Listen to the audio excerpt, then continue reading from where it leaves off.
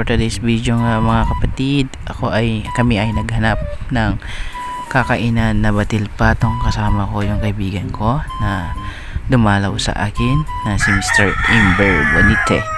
So yun nga guys, nagda-drive na nga kami at pupunta kami sa Kawayan para maghanap ng kainan ng batil patong. So ayan na nga, ito na nga yung nakita namin kainan. So yan, dito nga kami kakain ng batil patong ngayon.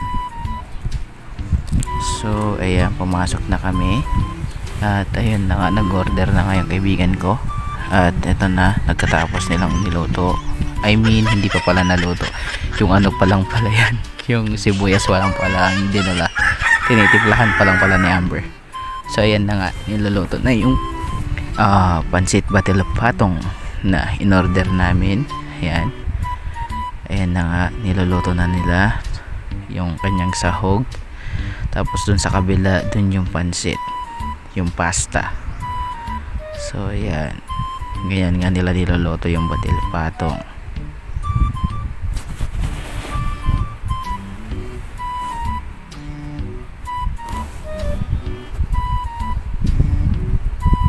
So ayan, ang galing nga nila. Inaano pa nila yung pansit, yung pasta. Ayan, nagkulo ka dyan. Nice. Wow. So ayan na nga, yan na yung serving nila ng batil patong. So napakarami nga, ang dami. So ayan nga guys, kung titignan mo, hindi ko alam kung paano ko uubusin talaga yan. So ayan, ayan, sobrang dami. Ang hirap ubusin yan guys, sa totoo lang. At napakasarap ng pansit batil patong nila dyan sa Kawayan. So kung gusto nyo mag-order ng batil patong, pwede po kayong pumunta dito sa Kawayan para mag-order ng batil patong sa halagang 150 pesos only. May ganyang karami na batil patong. So ayan na nga, ayan, busy ako kumain dyan guys, kasi nga tingnan mo, hindi ko talaga alam kung paano ko ubusin yan kasi napakarami.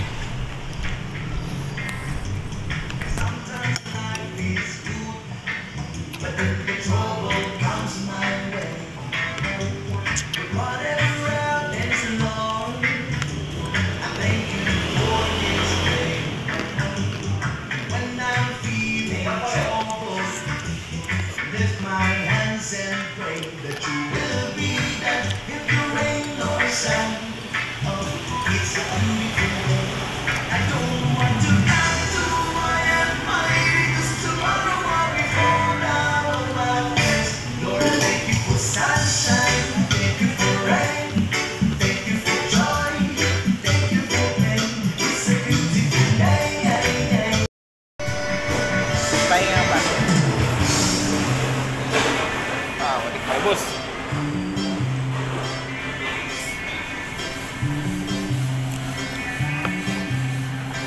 Nawap na lang ay pag-gym ko. Drink.